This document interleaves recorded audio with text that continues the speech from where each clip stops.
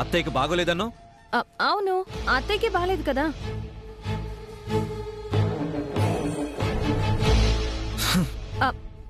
ఏమండి, ఆగండి.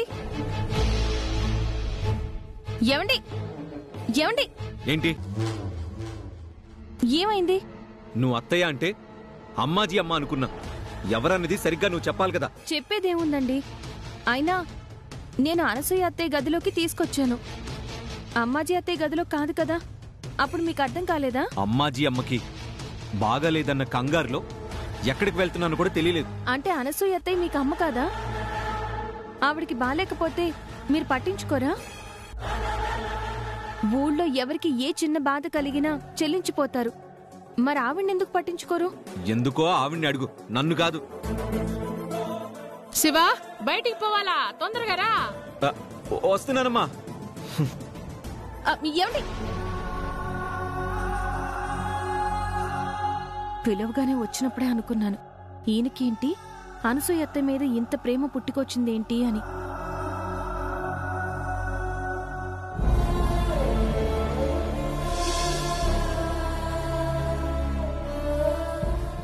అత్తయ్య, హాస్పిటల్కి తీసుకెళ్దాం అనుకున్నాం, కానీ బాగా జ్వరంగా ఉంది కదా. ఈ టైంలో ప్రయాణం ఎందుకు? డాక్టర్ గారితో మాట్లాడి మందులు తెస్తా అన్నారు. ఎందుకమ్మా నా సంతోషం కోసం అబద్ధం చెప్తావు? నేనంతా విన్నాను.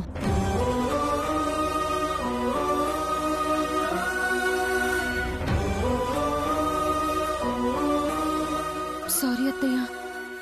పర్వాలేదమ్మా, నువ్వేం చేస్తావు? నా తలరా తల ఉంది. పోనీలే, అమ్మాజీ అనుకోనైనా ప్రేమగా నన్ను తాకాడు.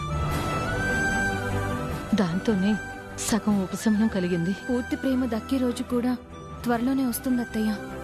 మావయ్య గారికి ఫోన్ చేస్తాను. వచ్చాక హాస్పిటల్కి వెళ్దాం. ప్రస్తుతానికి పారాసెటమాల్ టాబ్లెట్ ఇస్తాను, వేసుకోండి.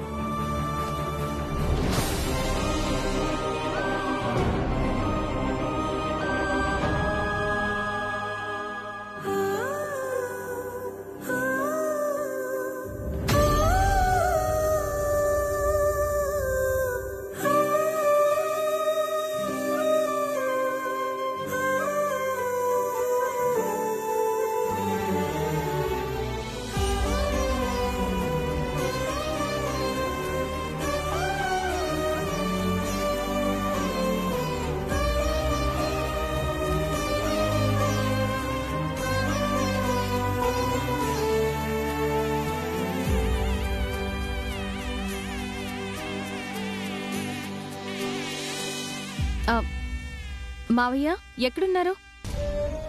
మీకు చాలాసార్లు ఫోన్ చేశాను, మీ ఫోన్ పనిచేయడం లేదు. ఏమ్మా, ఏదైనా ముఖ్యమైన విషయమా? అత్తయ్యకి ఉదయం నుంచి జ్వరం మావయ్య. అవునా? ఇప్పుడు ఎలా ఉంది? టాబ్లెట్స్ వేశాను మావయ్య, కంట్రోల్లోనే ఉంది. మీరొస్తే హాస్పిటల్కి తీసుకెళ్దామని చూస్తున్నాను, కానీ మీ ఫోన్ కలవలేదు. నేను వస్తున్నానమ్మా, నువ్వేం కంగారు పడుకో. ఆయన అంతే.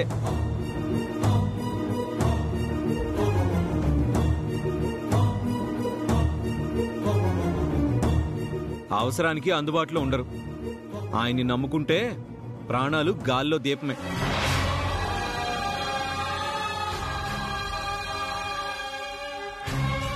ఏంటి అలా చూస్తున్నారు? అప్పుడు మా అమ్మ పోవడానికి కారణమయ్యారు. ఇప్పుడు ఈవెంట్నైనా జాగ్రత్తగా చూసుకోవాలి కదా. హాస్పిటల్కి ఏం అవసరం లేదు, డాక్టర్ని కలిశాను. అది మామూలుగా వచ్చే జ్వరమే. ఈ మందులు వాడితే సరిపోతుందన్నారులే. తగ్గకపోతే అప్పుడు చూద్దాం. తీసుకెళ్ళివ్వండి. అసలు వాళ్ళని పట్టించుకునేవాడే కాదు, జ్వరం అని మందులు తెచ్చొచ్చున్నాడేందప్పా. చూచ్చా అంటే మెల్లగా కరుగుతున్నట్టే ఉండాది. ఏవండి, ఒక్క నిమిషం. ఎలాగో మీరే మందులు తెచ్చారు, అదేదో మీ చేత్తోనే ఇస్తే అత్తయ్య గారు సంతోషిస్తారు కదా.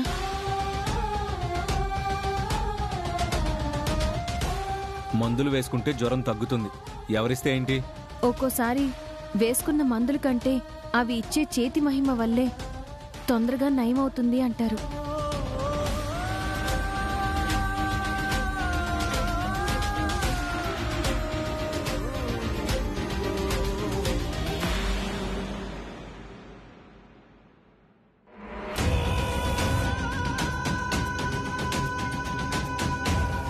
అమ్మా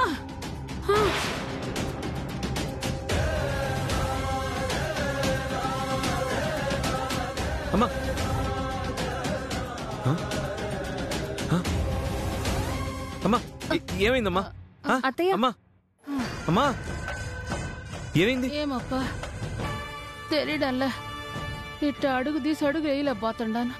కాలేదో బెలికినట్లుండది. అయ్యో అమ్మా చూస్తావేంటి? పట్టుకో. జాగ్రత్త అమ్మా. లే, నెమ్మదిగా. జాగ్రత్త. రామ్మా లోపలికి రా. నెమ్మదిగా నెమ్మదిగా. రామ్ కూర్చో. నెమ్మదిగా.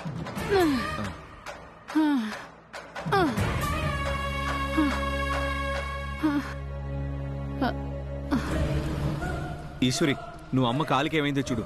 కాపడానికి వేడి నీళ్ళు తీసుకొస్తాను. సరే. ఎక్కడత్తయ్య నొప్పి? ఇక్కడ ఇక్కడ అత్తయ్య. ఇక్కడ ఇక్కడ అక్కడే అమ్మే. ఇంకొంచెం కింద ఆడనే.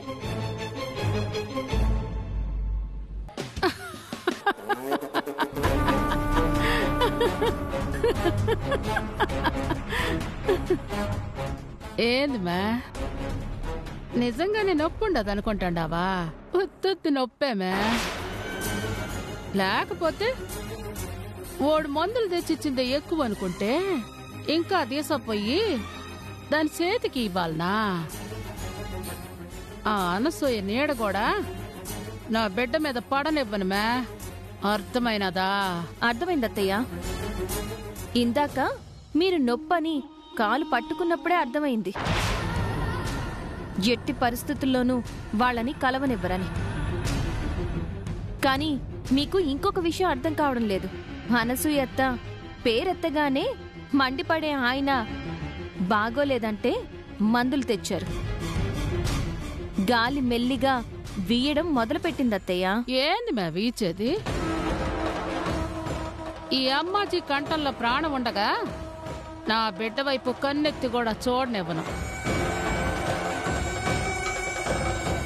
అమ్మా అమ్మా అమ్మా బాగా నొప్పిగా ఉందా? ఊరుకో, తగ్గిపోతుంది. ఏం కాదండి, నేను చూసుకుంటాను కదా. మీరు పక్కకి జరగండి. అత్తయ్య కాలు కింద పెట్టండి. నేను కాపడం పెడతాను.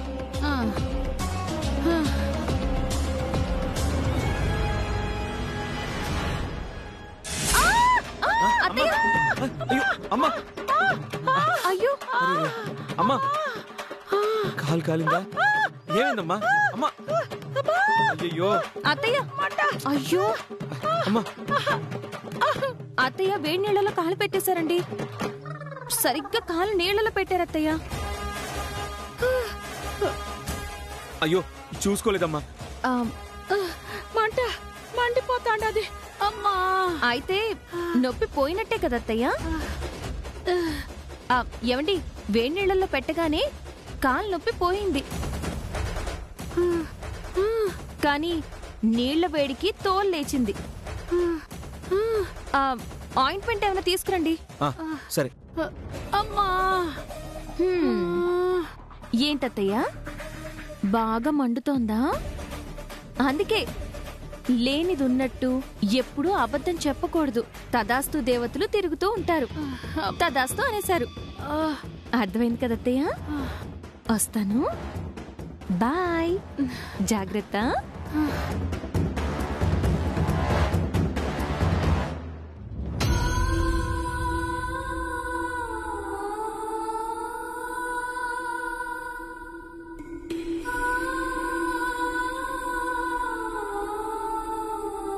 ఏంటత్తయ్య జ్వరం తగ్గిందా?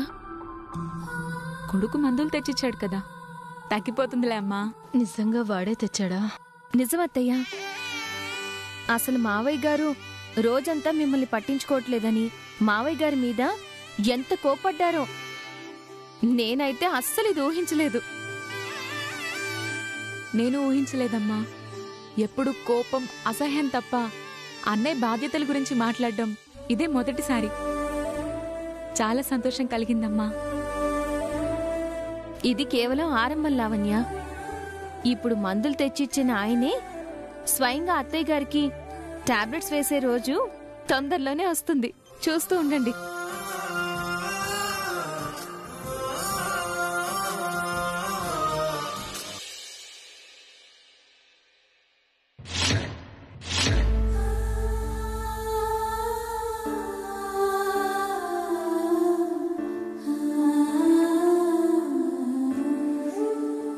అత్తయ్య, మీరెందుకు ఈ పనులన్నీ చేస్తున్నారు? అసలే మీ ఒంట్లో బాలేదు. ఇలా ఇవ్వండి. అయ్యో, నాకిప్పుడు బాగానే ఉందమ్మా. కావాలంటే చూడు.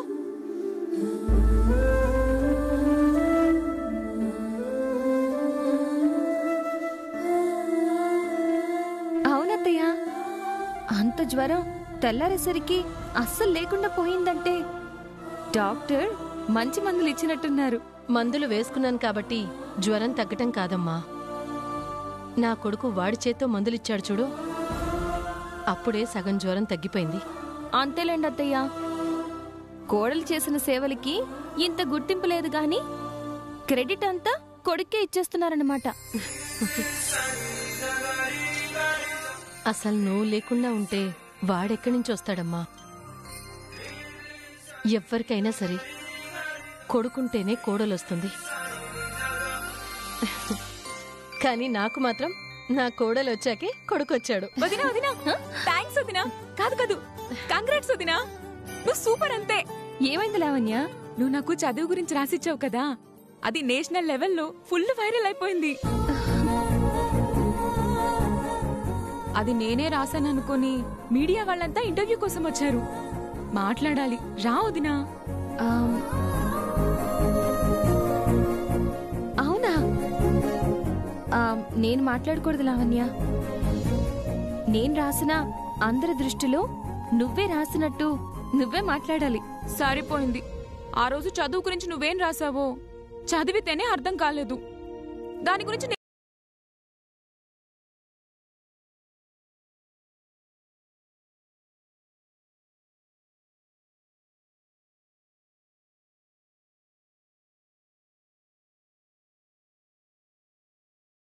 అత్తయ్య, మీరు కూడా రండి.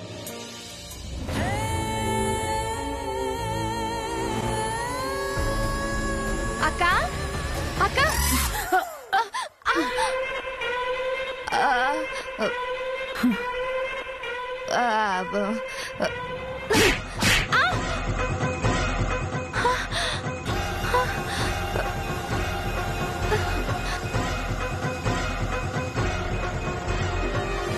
కొంచెం సేపు కుదురుగా ఉండలేవా?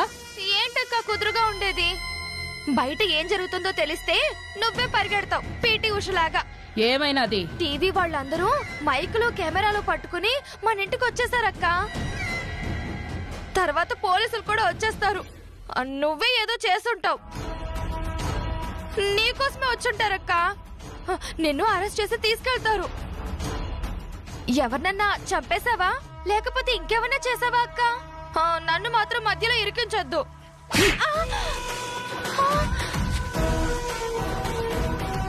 ఏంటక్క ఇలా కొడుతున్నావు? పిచ్చి పిచ్చిగా మాట్లాడుతున్నావేంది? అసలు టీవీ వాళ్ళు ఎందుకు వచ్చుండారు? ఏమైందమ్మా?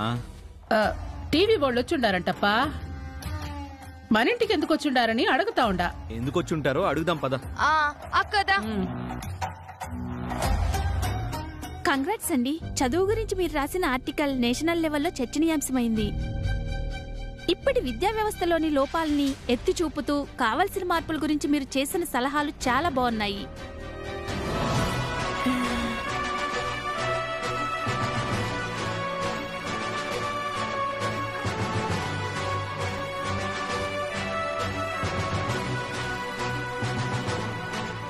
అసలు ఇది మీకు ఎలా సాధ్యమైంది? ఎంత చిన్న వయసులో అంత పరిణితితో ఎలా రాయగలిగారు?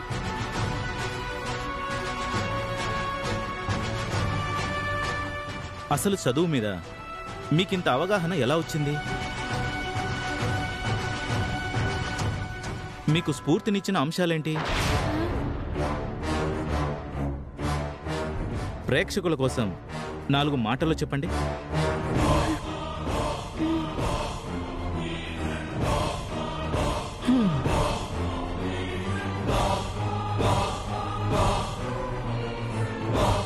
చూసావమ్మా నా చెల్లెలు ఎంత తెలివైందో? చూడవే, నీకంటే చిన్నదైనా ఎంత బాగా రాసిందో. నువ్వు ఉన్నావు ఎందుకు? సోకులకు తప్ప దేనికి పనికిరావు. మాట్లాడండి మేడం. మాట్లాడు లావణ్య. మాట్లాడమంటే ఏం మాట్లాడను? నేను రాసింది నేనే అని ఎలా చెప్పగలను?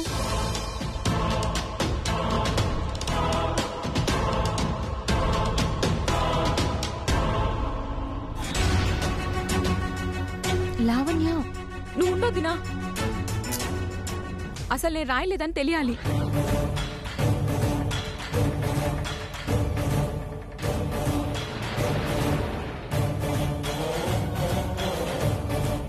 అంటే ఇది మీరు రాసింది కాదా?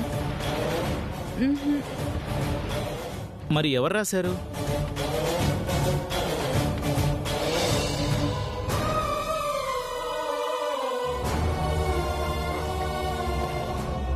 మా వదిన.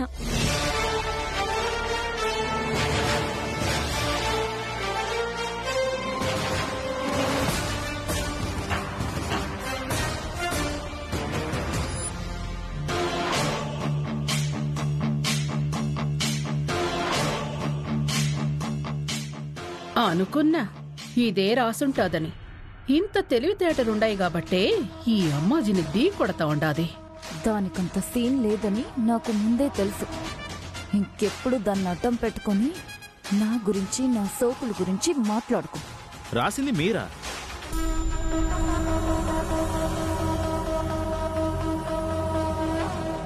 చదువు గురించి చాలా మంది రాశారు గాని మీరు రాసింది చదివాక చదువంటే ఇష్టం లేని వాళ్ళకి ఇష్టం పుట్టింది.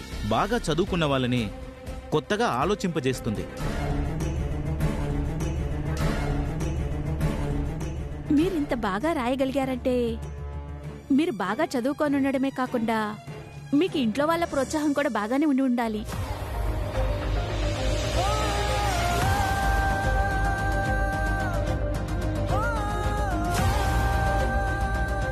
మీరు చెప్పింది నిజమే. ఇంట్లో వాళ్ళ సపోర్ట్ లేకుండా ఎవరు ఏది సాధించలేరు. అసలు ఈ ఆర్టికల్ రాయమని నా భర్తే నన్ను బలవంతం చేశారు. నువ్వు రాయగలవని వెన్ను తట్టి ప్రోత్సహించారు.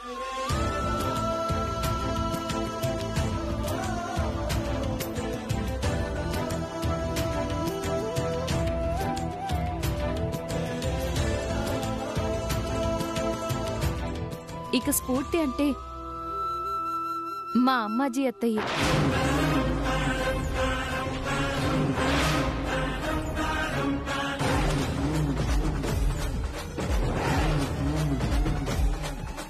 అసలు ఆవిడ ఎంతమందిని చదువుకోమని ప్రోత్సహించిందో, ఎంతమందికి చదువు చెప్పించిందో, ప్రతి ఒక్కరూ చదువుకోవాలన్నదే ఆవిడ ఆశయం. నా పేరు చెప్తాండాదేమబ్బా, మళ్ళా ఎందులోనైనా ఇరికిచ్చండాదా ఏమి? అవునా? ఎక్కడ మీ అత్తయ్య గారు? ఇదిగో ఇక్కడే. రండత్తయ్య.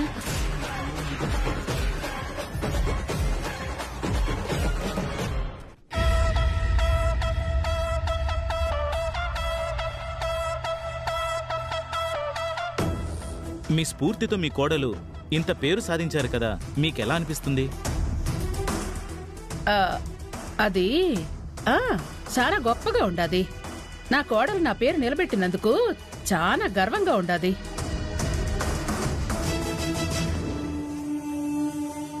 Excuse me sir.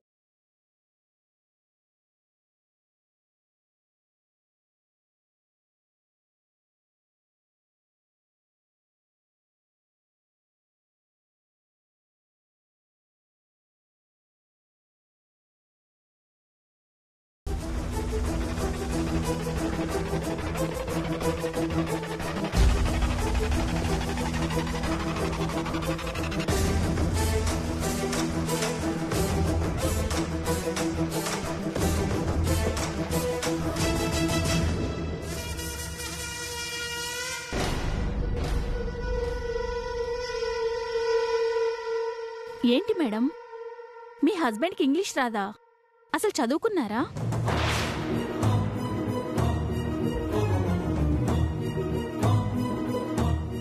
ఇదేంటి మేడం, చదువు గొప్పతనం గురించి అంత గొప్పగా రాసి అందరూ చదువుకోవాలని రాశారు. కానీ మీ భర్తకి చదువు రాదా?